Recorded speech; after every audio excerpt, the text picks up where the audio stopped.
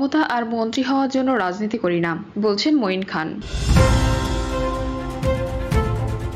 অন্যরা অপকর্ম করে বিএনপির উপর দোষ চাপিয়ে দিচ্ছে, বলছেন টুকু।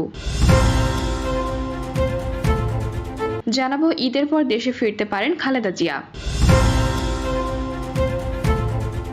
এবং সর্বশেষ জানাবো নির্বাচন নিয়ে সংশয় কেন। শুনছিলেন সংবাদ শিরোনাম, এবারে বিস্তারিত। ক্ষমতা আর মন্ত্রী হওয়ার জন্য রাজনীতি করি না, বলছেন মঈন খান। বিএনপির স্থায়ী কমিটির সদস্য ও সাবেক মন্ত্রী ডক্টর আব্দুল মঈন খান বলেছেন, ক্ষমতা আর মন্ত্রী মিনিস্টার হওয়ার জন্য পদ পদবীর জন্য রাজনীতি করি না। আমরা রাজনীতি করি দেশের মানুষের জন্য। আমরা সন্ত্রাসের রাজনীতিতে বিশ্বাস করি না। আমরা সততা ও গণতন্ত্রের রাজনীতিতে বিশ্বাস করি, আইনের রাজনীতিতে বিশ্বাস করি।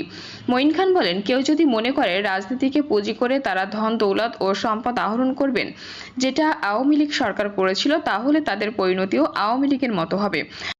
আমরা সততা ও গণতন্ত্রের রাজনীতিতে বিশ্বাস করি। তিনি বলেন, আমরা কালো টাকা, অত্যাচার, নির্যাতন ও দুঃশাসনের রাজনীতিতে বিশ্বাস করি না। বিএনপির কোনো কমিটিতে যদি টাকার বিনিময়ে আওয়ামী দোসরদের আশ্রয় দেওয়া হয়, তবে তার বিরুদ্ধে কঠোর ব্যবস্থা নেওয়া হবে। তিনি আরো বলেন, বিএনপি গণতন্ত্রে বিশ্বাস করে, এজন্য একটি সুষ্ঠু নির্বাচনের জন্য আমরা বিগত 17 বছর যাবৎ আন্দোলন করেছি। বিগত 17 বছর বিএনপি প্রায় 50 লাখ নেতাকর্মীর নামে মিথ্যা ও গায়েবী মামলা দিয়েছে স্বৈরাচার সরকার। মঈন খান বলেন, জুলাই আগস্টের ছাত্র জনতার বুকে রক্তকে অসম্মান করে যাবে না। যদি কেউ অসম্মান করেন, তবে আইনের মাধ্যমে তার বিরুদ্ধে কঠোর ব্যবস্থা নেওয়া হবে। অন্যরা অপকর্ম করে বিএনপির ওপর দোষ চাপিয়ে দিচ্ছে, বলছেন টুকু। অন্যরা অপকর্ম করে সুকৌশলে বিএনপির ত্যাগী কর্মীদের উপর দোষ চাপিয়ে দিচ্ছে বলে দাবি করেছেন দলটির স্থায়ী কমিটির সদস্য ইকবাল হাসান মাহমুদ টুকু। বিএনপির এই নেতা বলেন, জনগণের শক্তি বড় শক্তি, বিএনপি জনগণের শক্তিতে বলিয়ান। বিএনপিকে কোনো ষড়যন্ত্র নিঃশেষ করতে পারেনি, আগামী দিনেও পারবে না। অপকর্ম করে অন্যরা আরও সুকৌশলে দোষ চাপিয়ে দেওয়া হচ্ছে বিএনপির ত্যাগী কর্মীদের ওপর।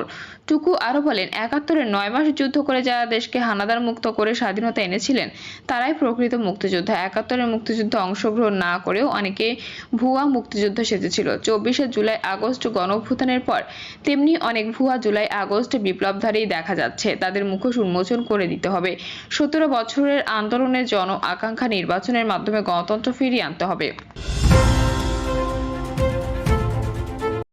ঈদের পর দেশে ফিরতে পারেন খালেদা জিয়া। রাজনীতির নানা চলমান আলোচনার মধ্যে বিএনপির চেয়ারপারসন খালেদা জিয়ার দেশে ফেরার বিষয়টিও আছে। চিকিৎসার জন্য যুক্তরাজ্যে যাওয়া খালেদা জিয়ার অপেক্ষায় আছেন দলের নেতাকর্মীরাও। তবে তার দেশে ফেরার ব্যাপারে এখনো সুনির্দিষ্ট কিছু বলতে পারছেন না কেউ। খালেদা জিয়ার দেশে ফেরার বিষয়টি চিকিৎসকদের সিদ্ধান্তের উপরে নির্ভর করছে বলে জানিয়েছেন তার ব্যক্তিগত চিকিৎসক ও বিএনপির স্থায়ী কমিটির সদস্য AJM জাহিদ হোসেন। কাতারের আমিরের পাঠানো বিশেষ এয়ার অ্যাম্বুলেন্সে গত 7ই জানুয়ারি উন্নত চিকিৎসার জন্য যুক্তরাজ্যে যান বিএনপি চেয়ারপারসন। সেখানে তাকে নামিয়ে হাসপাতাল লন্ডন ক্লিনিকে ভর্তি করা হয়। গত 24শে জানুয়ারি সেখান থেকে বড় ছেলে ও বিএনপির ভারপ্রাপ্ত চেয়ারম্যান তারেক রহমানের বাসায় ওঠেন খালেদা জিয়া। খালেদা জিয়া দেশে ফেরার বিষয়ে জানতে চাইলে AJM জাহিদ হোসেন, লন্ডন ক্লিনিকের চিকিৎসকেরা যদি উন্মুক্ত মনে করবেন, সেদিন বিএনপি চেয়ারপারসন দেশে ফিরবেন।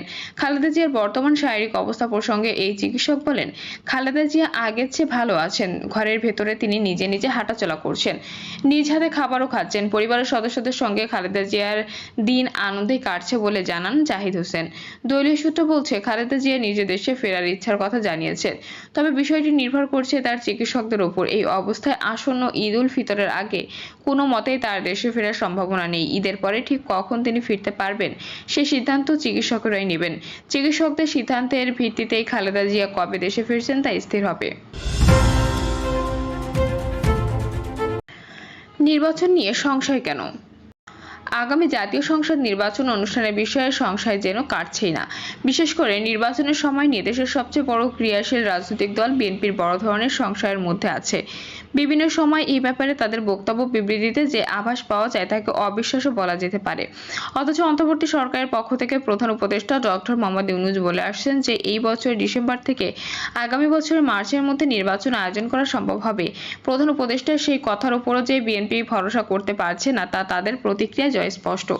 এর সংশয় কিংবা অবিশ্বাসের পাশাপাশি বিএনপির মধ্যে একটা অস্থিরতাও লক্ষ্য করা যায়। দলটির নেতারা অনেক সময় চলতি বছরের মধ্যে নির্বাচনের দাবি করে আসছেন, আবার কখনো কখনো আগামী জুলাইয়ের মধ্যে নির্বাচন অনুষ্ঠান করা সম্ভব বলেও বক্তব্য বিবৃতি দিচ্ছেন। গত বুধবারও বিএনপির শীর্ষস্থানীয় একাধিক নেতা আগামী জুলাইয়ের মধ্যে জাতীয় সংসদ নির্বাচনের প্রসঙ্গ তুলে বক্তব্য দিয়েছেন। এক্ষেত্রে বিশেষভাবে লক্ষণীয় একটি বিষয় হলো দেশের অন্য কোনো রাজনৈতিক দল নির্বাচন সময় নিয়ে সোচ্চার নয়।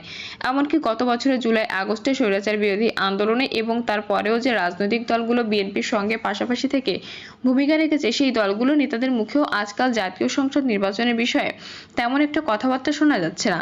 জুলাই-আগস্টের গণঅভ্যুত্থানে জাতীয় সংসদ নির্বাচনের আগের অবশ্য করণীয় হিসেবে অন্তর্বর্তী সরকারের কাঁধে যে কাজের দায়িত্ব অর্পণ করেছে তা হলো সংস্কার, সংবিধান, নির্বাচন ব্যবস্থা, বিচার ব্যবস্থা, প্রশাসন, দুর্নীতি দমন প্রভৃতি সংস্কারের মাধ্যমে রাষ্ট্র সংস্কারের দায়িত্ব কাঁধে নিয়ে যারা শুরু করে অন্তর্বর্তী সরকার।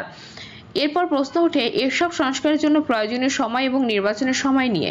যদি সব সংস্কার শেষ করে নির্বাচন করতে হয় তাহলে সেটা হয়তো 1-2 বছরে করা সম্ভব হবে না। সেই পরিস্থিতিতে বিএনপির বক্তব্য ছিল, একটি সুষ্ঠু নির্বাচন অনুষ্ঠানের জন্য ন্যূনতম যেটুকু সংস্কার করা দরকার সেটুকু করে নির্বাচনের আয়োজন করা হোক। অবশিষ্ট সংস্কার প্রস্তাব আকারে থাকবে এবং পরবর্তী নির্বাচিত সরকার সেই সংস্কারগুলো সম্পন্ন করবেন। এক্ষেত্রে সমস্যা হয়ে ওঠে সংশয়, পরবর্তী নির্বাচিত সরকার যে অবশিষ্ট সব সংস্কার সম্পন্ন করবে তার নিশ্চয়তা আছে কি? 90 সালের গণঅভ্যুত্থানের পটভূমিতে রচিত হয়েছিল যে 3 জোটের রূপরেখা, তাও তো পরবর্তী নির্বাচিত সরকার বাস্তবায়ন করেনি। আমাদের জাতীয় অভিজ্ঞতা তো ভালো কিছু নাই। তো এই জুলাই-আগস্ট গণঅভ্যুত্থানের অংশীদারদের মধ্যে বিএনপি ছাড়া অন্য প্রায় সবাই সংস্কার সম্পন্ন করে জাতীয় নির্বাচন অনুষ্ঠানের পক্ষ নেয়, কেউ প্রকাশ্যে কেউ অপ্রকাশ্যে। এর মধ্যে শুরু হয় নতুন রাজনৈতিক দল গঠনের প্রক্রিয়া। গণঅভ্যুত্থানের মূল সংগঠক এবং স্ট্রাইকিং ফোর্স ছাত্ররা প্রথমে যে জাতীয় নাগরিক কমিটি গঠন করেছিল তা বিলুপ্ত করে নতুন রাজনৈতিক দল গঠনের উদ্যোগ নেয় এবং ইতিমধ্যে সেই দল জাতীয় নাগরিক পার্টি এখন দেশের রাজনৈতিক অঙ্গনের বাস্তবতা। আসলে নির্বাচন নিয়ে বিএনপির সংশয় বলি আর অবিশ্বাস বলি কিংবা যে অস্থিরতা দেখা যায় তার প্রধান কারণ এই নতুন রাজনৈতিক দল, যা গঠনের মধ্য দিয়ে দেশের নতুন একটি রাজনৈতিক মেরুকরণ স্পষ্ট হয়েছে। শুরুতে বিএনপির নতুন দল গঠনের প্রক্রিয়াকে কিংস পার্টি গঠনের প্রক্রিয়া বলে অভিহিত করার চেষ্টা করেছেন, কিন্তু খুব একটা সফল হয়নি। বিশেষ করে অন্তর্বর্তী সরকার উপদেষ্টা নাহিদ ইসলাম নতুন দলের প্রধানের পদ গ্রহণের আগে যখন পদত্যাগ করলেন তখন কিংস পার্টির বিষয়টি দৃশ্যত চাপা পড়ে যায়। তবে বাস্তবে চাপা পড়েনি, কারণ বলা হয়ে থাকে বিষয়টি এমন হতে পারে না যে হঠাৎ করে নাহিদ ইসলাম নতুন দলের প্রধান পদের জন্য মনোনীত হয়েছেন এবং সরকার থেকে পদত্যাগ করে সেই পদ গ্রহণ করেছেন, বরং এটাই স্বাভাবিক যে তিনি উপদেষ্টা থাকা অবস্থায় সব গঠনের প্রক্রিয়ার সঙ্গে সক্রিয়ভাবে যুক্ত ছিলেন। এসব বিতর্কের মধ্যে না গিয়েও একটা কথা বলা যায় যে বৃহত্তর পরিসরে জাতীয় নাগরিক পার্টি জুলাই-আগস্টের গণঅভ্যুত্থান থেকে জাত এবং অন্তর্বর্তী সরকারের সমর্থন পুষ্ট বলেই দেখা হচ্ছে, কারণ এই দল